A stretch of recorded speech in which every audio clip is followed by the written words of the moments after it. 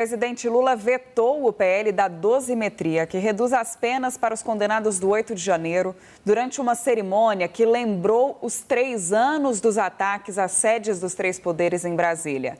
O ato não contou com a participação dos presidentes do Senado, da Câmara e do Supremo Tribunal Federal. Ao vivo de Brasília, a repórter Soane Guerreiro tem as informações, acompanhou o evento. Boa noite, Soane. Olá, Marina, Celso, boa noite a vocês, a quem nos acompanha. Este ato foi bastante aguardado por integrantes do governo por ter um tom a mais devido ao veto ao PL da dosimetria. Tanto que desta vez a cerimônia foi além das paredes aqui do Palácio do Planalto. O presidente Lula desceu a rampa e participou de um ato com também a participação de integrantes da sociedade civil.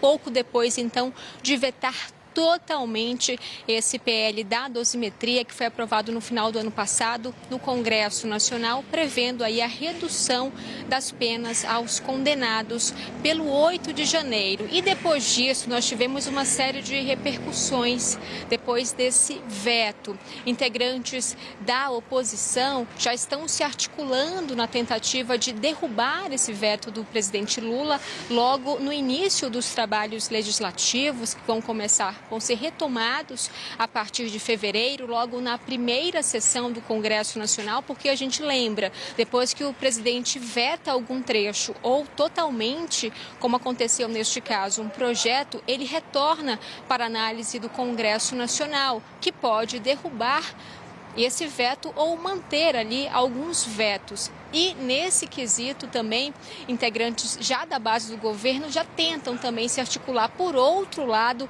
para que esse veto, essa derrubada de veto não ocorra em especial no Senado Federal.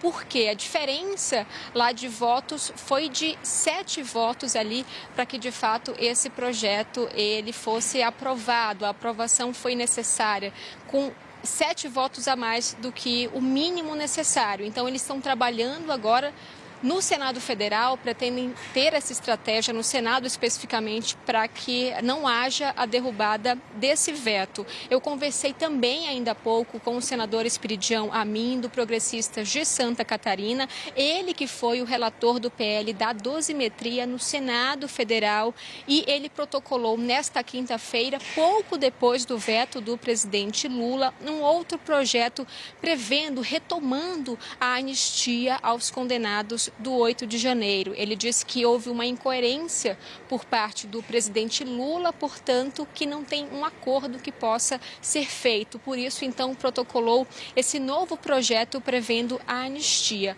Um outro ponto que ele colocou também, porque eu questionei, mas não seria melhor trabalhar para que esses vetos fossem derrubados, não apresentar um outro projeto? Ele disse que uma coisa independe da outra. Então, integrantes da oposição estão trabalhando, além da derrubada do veto, também nessa apresentação de uma outra proposta prevendo a anistia. Volto com vocês. Ao assinar o veto ao PL da dosimetria, o presidente Lula fez um discurso defendendo a democracia. Vamos acompanhar. Por isso, nós não aceitamos nem ditadura civil, nem ditadura militar. O que nós queremos é democracia emanada do povo e para ser exercida em nome do povo. Viva a democracia brasileira!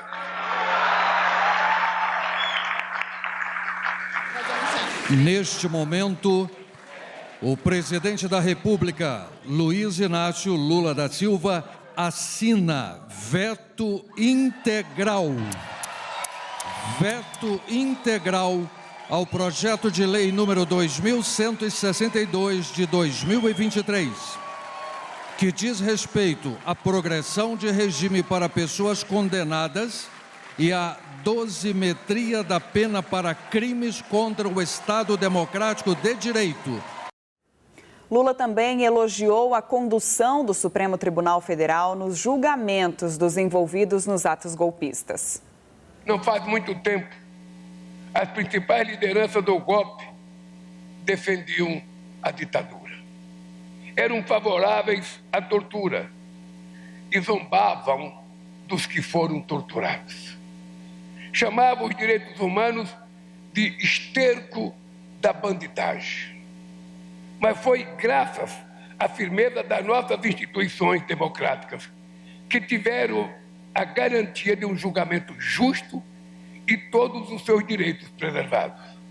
Talvez a prova mais contundente do vigor da democracia brasileira seja o julgamento dos golpistas pelo STF. Todos eles tiveram amplo direito de defesa. Foram julgados com transparência e imparcialidade. E ao final do julgamento, condenados com base em provas robustas e não com ilegalidades em série, meras convicções ou pontos fajutos. Por isso, quero parabenizar a Suprema Corte pela conduta irrepreensível ao longo de todo esse processo. Lula afirmou ainda que a manutenção da democracia é uma luta constante. O Brasil e o povo brasileiro venceu. Minhas amigas e meus amigos, a tentativa do golpe de 8 de janeiro de 2003 veio nos lembrar que a democracia não é uma conquista inabalável. Ela será sempre uma obra em construção, sujeita ao permanente assédio de velhos e novos candidatos a ditadores. Por isso, a democracia precisa ser zelada com carinho e defendida com unhas e dentes, dia após dia.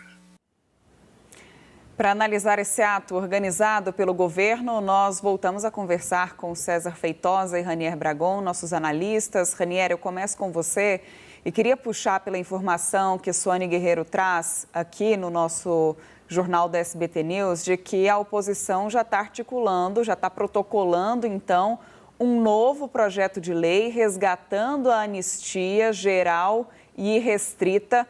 É uma reação, né, da oposição a esse veto do presidente Lula, que já era de conhecimento. O presidente já tinha dito que vetaria o projeto da dosimetria e agora a oposição reage mesmo em meio ao recesso parlamentar, promete votar um novo projeto já na volta dos trabalhos.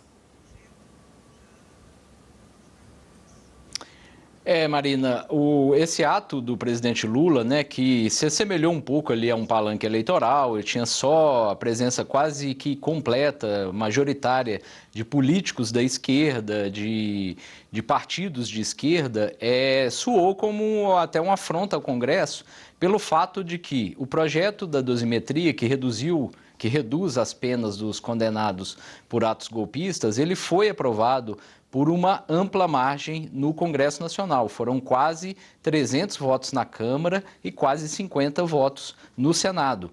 Tanto é verdade que, como o presidente Lula já havia anunciado que iria vetar o projeto e que muito possivelmente esse veto ocorreria nessa solenidade desta quinta-feira, os presidentes do Senado, Davi Alcolumbre, e da Câmara, Hugo Mota, não compareceram, assim como quase ninguém do Centrão, que é o grupo de partidos políticos que hoje controlam o Congresso.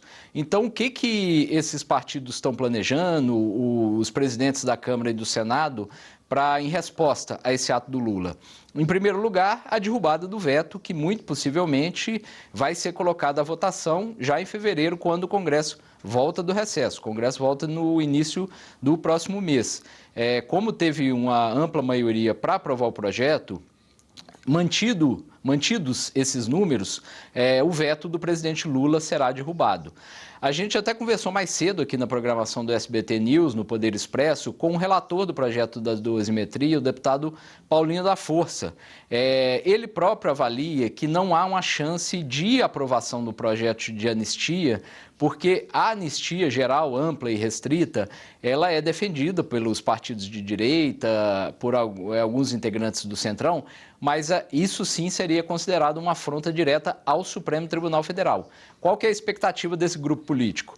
Que o veto do presidente Lula seja derrubado e que o Supremo Tribunal Federal não considere inconstitucional essa lei, ou seja, ela entre em vigor. Ela entrando em vigor, aquelas pessoas que estão presas ainda pelos atos de 8 de janeiro de 2023 serão soltas e também serão reduzidas as penas das pessoas condenadas sob acusação de liderar os atos golpistas, entre elas o ex-presidente Jair Bolsonaro.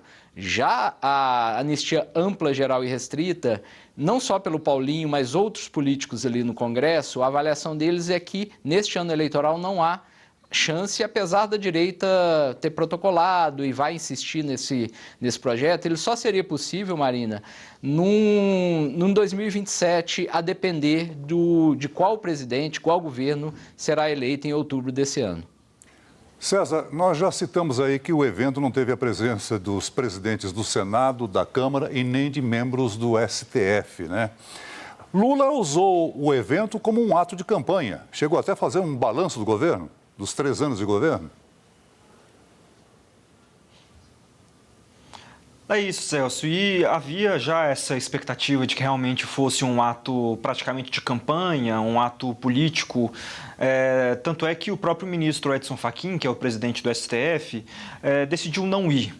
Vale destacar que nos 2 anos anteriores em que houve essas solenidades, no 8 de janeiro, para trazer à memória os atos golpistas, em todos eles integrantes do Supremo participaram, inclusive discursaram durante esses eventos. Mas nesse ano, a avaliação ali na cúpula ali do Supremo, mais especialmente na presidência com Edson Fachin, foi de que não seria bom participar desse evento, porque já havia um prenúncio de que o veto ao PL da dosimetria seria feito no ato, como realmente foi feito. Isso tudo foi discutido ontem numa reunião entre o presidente Lula e 2 de seus ministros mais próximos ali no Palácio do Planalto, a ministra Gleisi Hoffmann, das Relações Institucionais, e Guilherme Boulos, da Secretaria-Geral da Presidência.